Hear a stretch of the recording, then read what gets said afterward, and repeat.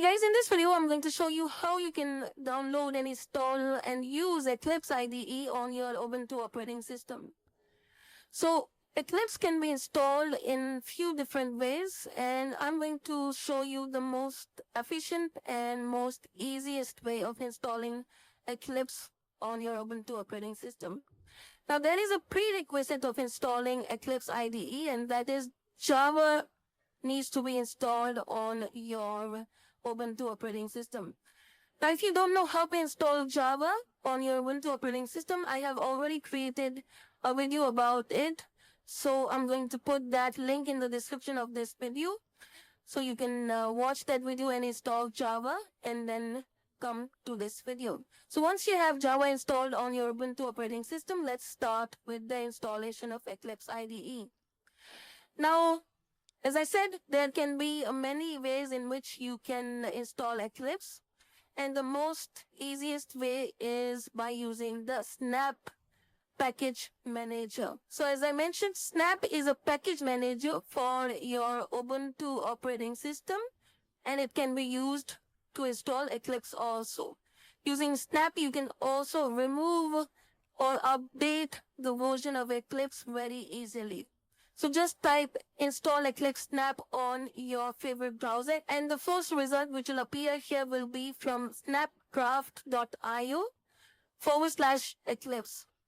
Now, by the way, Snap is an official tool from Ubuntu. So it's supported by the same team which have created the Ubuntu operating system. So now we have opened this snapcraft.io/Eclipse URL.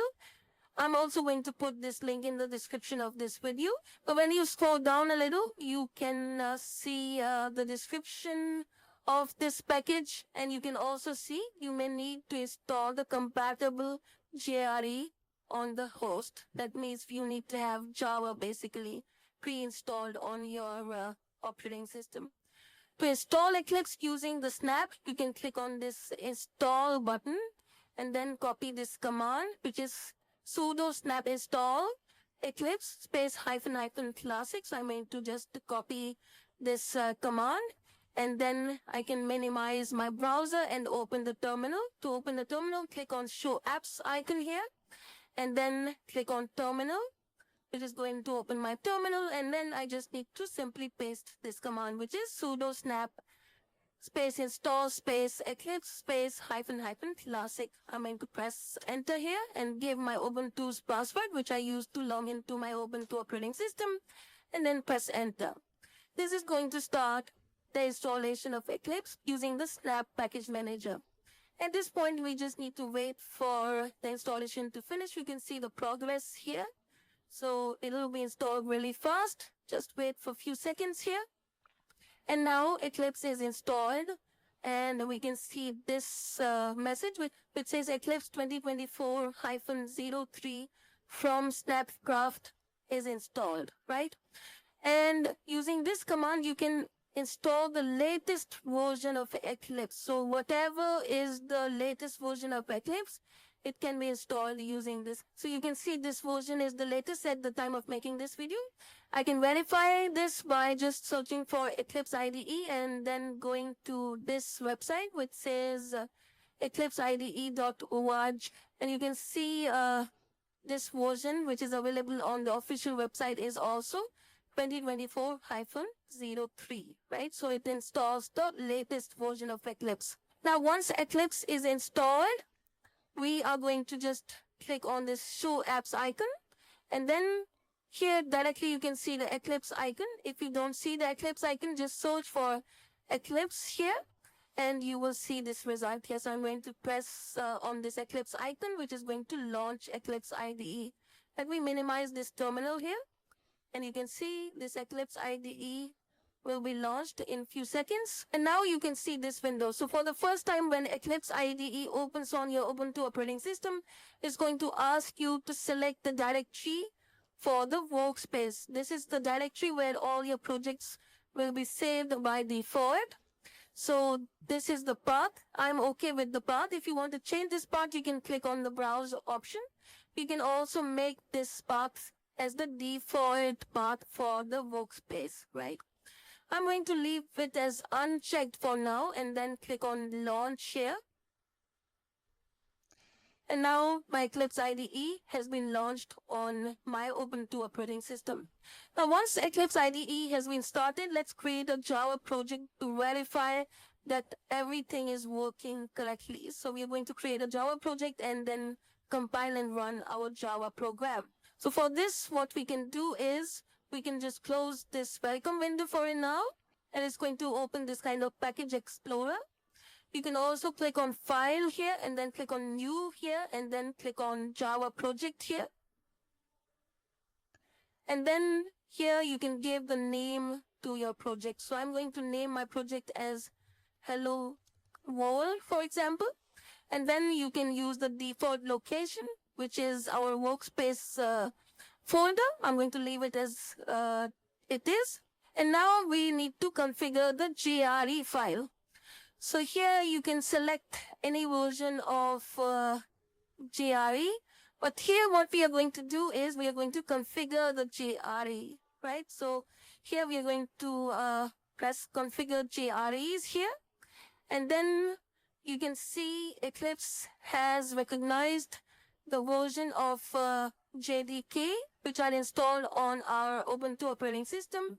It has selected snap eclipse 87 plugin.org, which is by default.